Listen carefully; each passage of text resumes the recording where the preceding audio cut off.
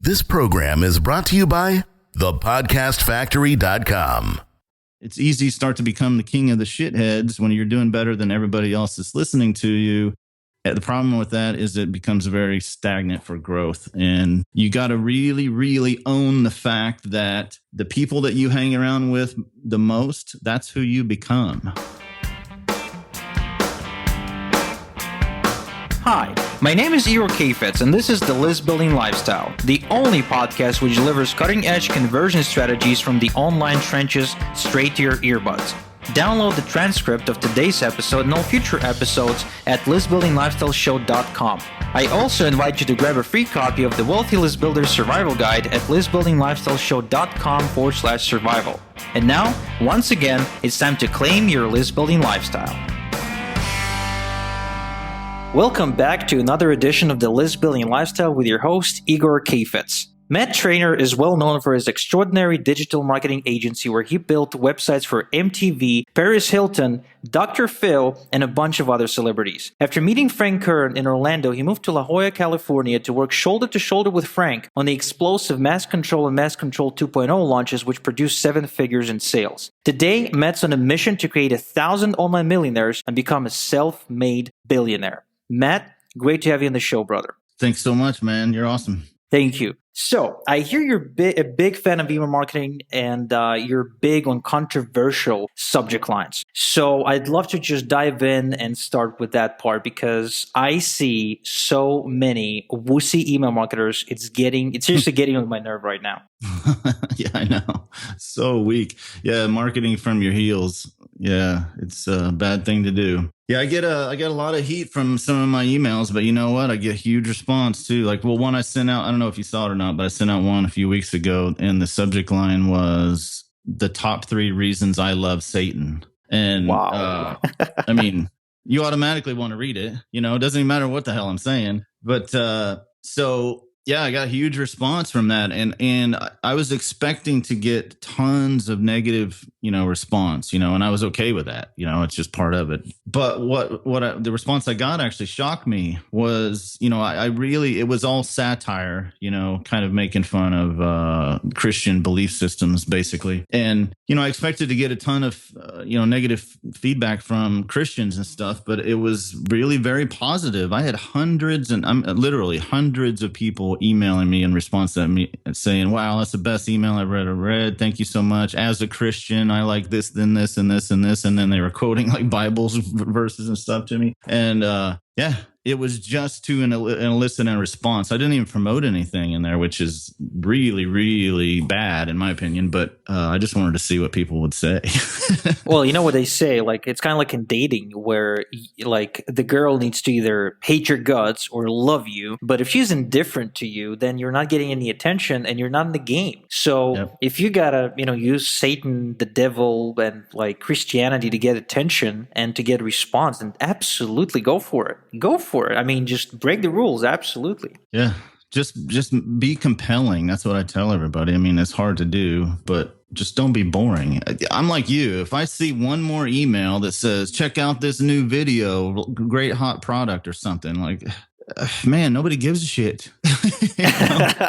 You got to make it interesting on some level. Yeah, because there's just too much stuff coming out. I was just reading an email from Daniel Levis, a great email copywriter. He's got this, he's the email alchemist, he called himself. And, he was writing this email about how we don't need more information. Like people think that email marketing is about giving great information out. But the reality is there's plenty of it. What we need is entertainment, we need more interesting people because everybody's freaking boring. So how do you keep your emails interesting and engaging? Well, I mean, this is going to sound pretty brutal, but I'm just not a pussy. I mean, everybody's scared of the world, scared of everybody's opinions and scared of, somebody being offended or all this shit, and I don't care about that. I just want to get attention. So I do everything just to do a pattern interrupt. That's it. And even if that pattern interrupt only lasts a few seconds and it's enough to get them to open the email, then I can send them some stuff. But yeah, I know Daniel very well. He and I are friends. We've promoted each other's stuff, and he's awesome. And I agree 100%. In my own email marketing training, I talk about that exact thing. Infotainment, tiny little bits of information wrapped in a giant wrapper of entertainment, just to shake people up. I mean, in the end, the email is nothing but a banner ad. That's it. You're just trying to sell a click.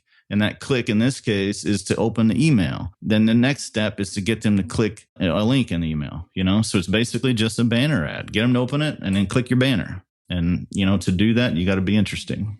And I mean, really, if you just study, like Cosmopolitan, that's the old school guys do, Cosmopolitan headlines and that kind of stuff, or like the sites like The Cracked, thecracked.com and some of those other places, or even The Onion, some satire type headlines. That's the stuff that I like to use. Just be different and interesting and not be afraid to piss people off. This is a really big idea, big thought, like big concept, I think, for many of the beginner list builders listening to our show. Because, when you start out, you really don't want to piss people off, right? You want actually people to like you. You're sort of desperate to get other people's approval. But it's funny because if you're going around seeking approval, what happens is you get none. So in order to get other people's approval, you actually have to express a really definite opinion about things, often polarizing opinion, which gets attention.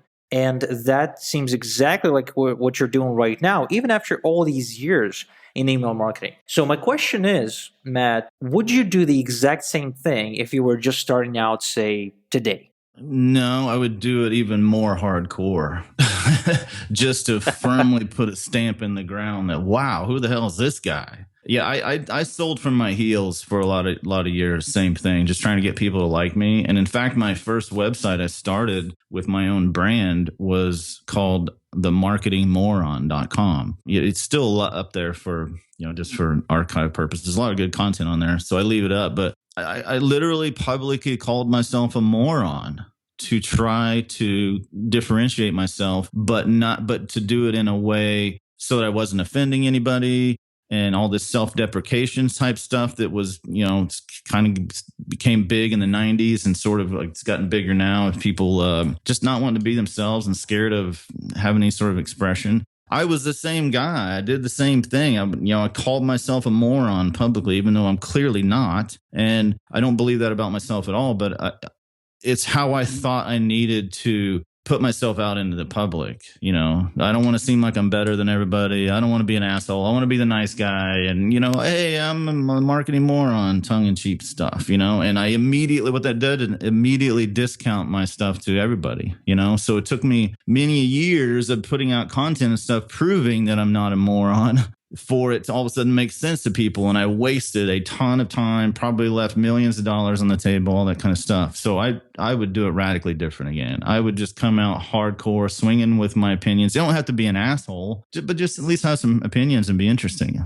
Yeah, I mean, if you're honest, if you're expressing honest opinions and you're just being real, then you're going to alienate some people. That's perfectly fine.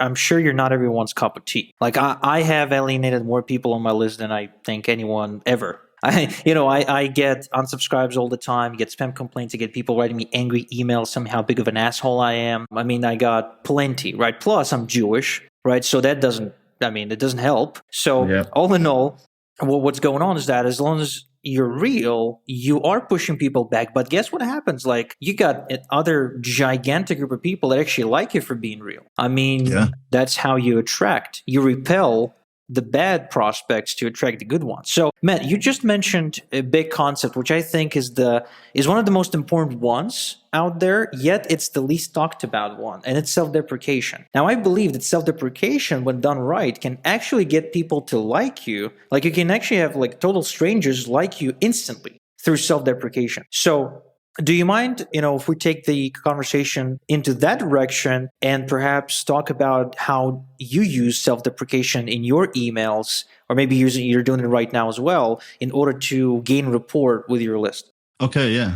For sure. Yeah, I mean, I used to be a huge fan of self-deprecation. If you do it lightly, it certainly can get people to like you. But here's a giant problem with it. At first, that sounds good. You want people to like you. Who doesn't? Duh. We're all just, I firmly believe that all of us here on this planet are all just endlessly seeking unconditional love. That's it. That's the only reason we do anything is to try to get unconditional love coming our way. So it feels good. Like if you do what you're talking about and get people to like you instantly, you're absolutely 100% correct. However, the problem is that it stops right there. Because if you're doing that stuff, typically the reason that people like you instantly is because you're instantly like them. Because they're talking shit to themselves all day long, every single day, because in the end, I think most people hate themselves or at a minimum don't love themselves on some level. So the self-deprecation thing comes really easy because that's how you talk to yourself all the time anyway. I mean, a lot of people constantly call themselves stupid or dumb or not worthy or not good enough or all kinds of things we say to ourselves. And so self-deprecation comes easy, and it does make that connection instantly because people recognize that part of themselves immediately. But again, it stops right there. Once you go any further past that and you continue on down that vein, then people start seeing you like them, and then you're going to lose them because guess what? They don't like themselves and they want to go follow somebody else that's not them. So I'm a firm believer that you shouldn't do any sort of self-deprecation unless it's done in a very controlled way, but it's very, very clear. It's nothing but a joke and tongue in cheek, and you immediately move on to something that says, hey, I'm a badass. So, because what you don't want to do is use those kind of tactics and get connected with your audience and then keep yourself at the level of the audience. Because if they see that you as the same as them, they will never give you money because they don't even like themselves. So why are they going to give you money or give you attention or give you something whenever they see a part of themselves that they don't even like? I know that's really deep. Yeah, it is. Very, very deep. I don't think I've ever heard anyone go as deep about self-deprecation you just did right now, and I feel that you did touch upon some amazing points. I would like to bring some of my own perspective into this, if you don't mind. Basically, the way I feel about self-deprecation, it's something you sprinkle on top of a cake, right? So what you do is you use a little bit of it, just like you said, in order to add an element of likability to your marketing. However, again, just like you said, you still want to appear superior through some sort of superpower, right? So I remember you had the SEO superpower, right? You've built websites for celebrities. That's a superpower. So you're basically downplaying your own abilities lightly, but at the same time, it's clear that you're superior, which is why they're willing to give you money because they want to be more like you. They're projecting themselves upon you, and they want to basically be you at the end of the day. Yeah, you just can't give too much of that to them. The other problem you have too is that there's a couple little things that happen. One is that you can take that a little bit too far, and I'm just mostly speaking from my own experience. You can take that too far, really, and put yourself in a position where you're trying to save people. And, I think a lot of people do that when they don't like themselves a lot. And so they've got some sort of superpower like you mentioned, that they want to share with the world. And instead of it being a healthy way of doing that, you can step over the line where you are just trying to save people. By saying that, I mean fixing other people's problems before you fix your own. I've seen that in myself a lot even through email marketing. Sounds weird, but I've noticed reading through some of my older stuff that I was trying to save people through emails by trying to cram things down their throat whenever I was just trying to love myself. That sounds weird. I'm going to use it as an episode title, man. Matt Trainer loving himself. Yeah, it's interesting, man. I really latched on this whole personal development side of things because once you really get past all of the tactics and strategies of marketing, in the end, what's on the other side of all of that is people. And you got to learn how to really integrate with people. And I found myself in a situation you continue to do your marketing and be entertaining or at least interesting on some level. And, like you said, you'll build up an audience. You repel the people that don't resonate with you. You attract the people that do, and they will stay longer. And you build up your tribe. I've done it. I'm sure you have it too, where you got this certain amount of people that no matter what you promote, they're going to buy it. just because they follow you, they trust you, that whole thing. And that's awesome. That's whenever your email list turns into a literal ATM machine. When you need money, you go promote something that fits well with you, and you got a certain number of people that will buy it. And that's cool and all, except for, it can also turn into something where you are kind of turn into what Garrett J. White calls the king of the shitheads, where you're a smart, badass guy with your superpower in this tiny little group, the big fish in the small pond kind of thing. And, you might be the badass there, but what about in the real world? Or what about, somebody with a bigger email list or different audience and all that sudden, just something kind of like, if you're live in a small town like I used to, and you make 6 figures a year, I mean, you were the king. Made the most money in town, and obviously, you make more money in today's value system. That means something to people. And it's easy to start to become the king of the shitheads when you're doing better than everybody else that's listening to you. The problem with that is it becomes very stagnant for growth. And you got to really, really own the fact that the people that you hang around with the most, that's who you become. And if you're hanging around with the people on your list, for instance, like I did a lot of, like spending a lot of time on webinars and Q&A calls and all this sort of stuff, and I started noticing that my mindset was changing and shifting to one of my customers instead of being me. So I turned into the king of the shitheads. And the only way I got out of that was just going to masterminds, surrounding myself with people doing much better than me, people that are doing the things I want to do with my life, and really owning the fact that who I hang around with is who I'm going to become. So I'm very careful about who I hang around with. I know this kind of got away from email marketing, but it's still the same thing. I mean, in the end, we're dealing with people, and you want to protect your mindset and, reach people without the self-deprecation and without kind of tearing down your own brand subtly over time, which was what I was doing with the Marketing Moron. I mean, I'm slowly putting bullet holes in my own brand over time, if I'm calling myself a moron all the time. Anyway, the king of the shitheads thing is something that's been big for me in the last couple of years. I've learned how to navigate around that. And this is, I don't know what your audience is like for your podcast, but I know this is pretty advanced stuff we're talking about. Yeah, it is. I think it just went way over the heads of most people listening, which is why I want to kind of circle back and ask you a different question. You mentioned earlier that the whole make money online scene, when you strip down all the bullshit and all the tactics, it's really about personal development. And I agree with you here wholeheartedly. So I wanted to ask you, after working with so many people and building one of the largest teams online ever, I think, what would you say is a couple, maybe 2, 3 most important qualities you believe you've had or you have that attracted people to you and that allowed you to build your own tribe? Yeah, it's hard to talk about yourself. I think probably the number one thing is I'm pretty fearless. I used to say that I'm completely fearless, but that's not true. We're all scared of something, So I'm kind of fearless when it comes to, speaking my mind and stuff. And I'm not a sycophant, I don't just swallow everybody's bullshit because it was told to me, And so I test everything. I test everything to the extreme. And to the extreme on the good end and extreme on the bad end, so I know what happens when I'm doing something, I know it inside and out because I test everything to the extreme. And since most people don't test anything ever, then I'm an authority automatically because I test things, so being fearless and testing, I think is 2 things that people really, I don't think they care so much about the testing, but they know that because I've tested so much, I have the knowledge and skills and results that they want. So I think, I don't know, maybe I should ask some people to follow me. I don't even know.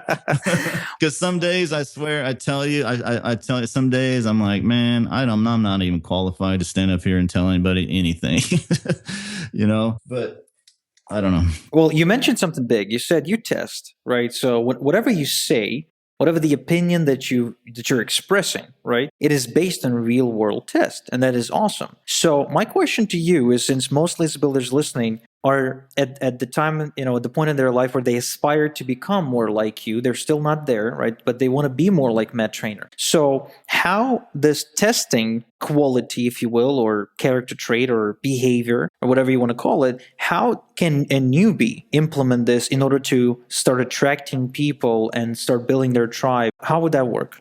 Well, it's just, you got to start with not believing anything anybody says.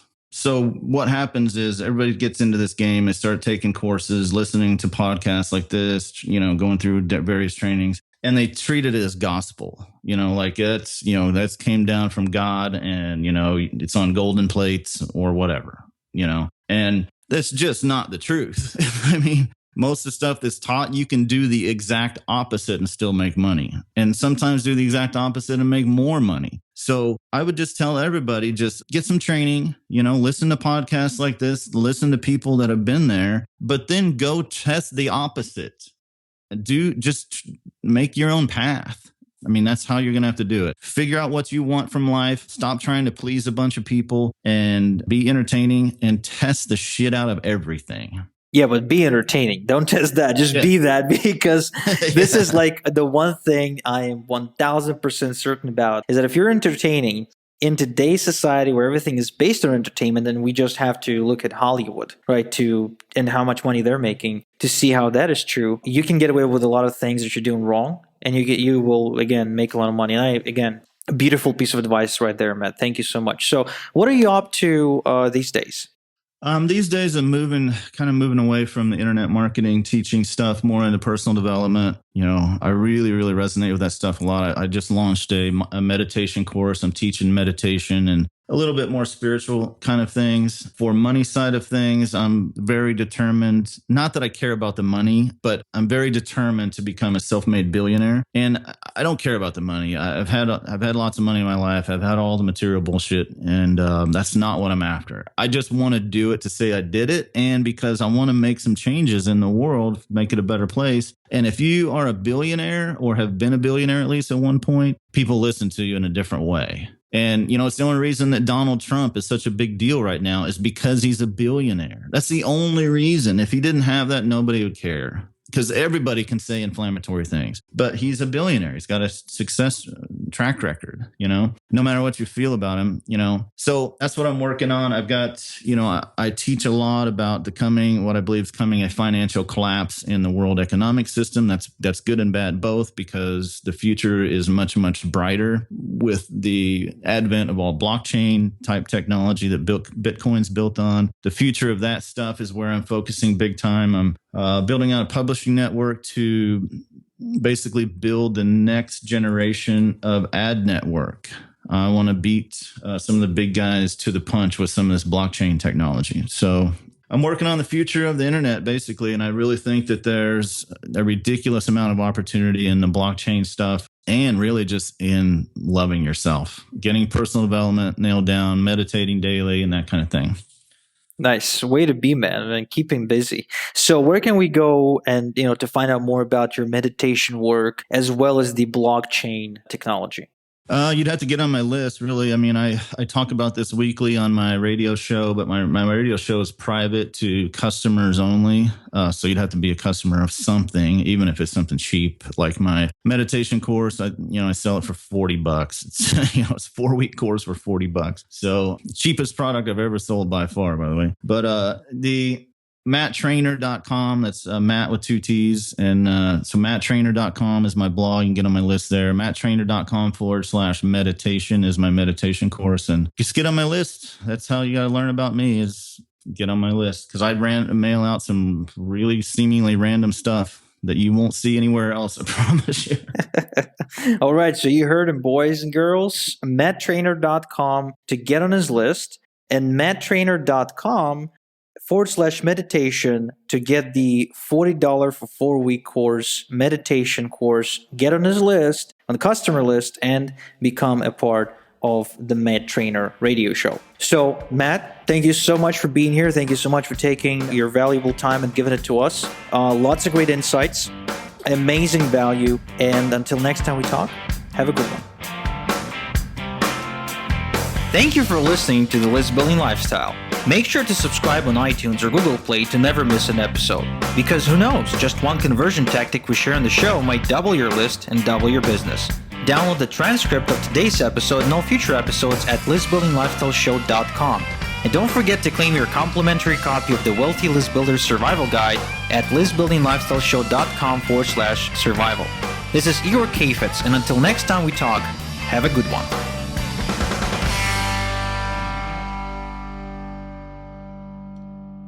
This is the podcastfactory.com.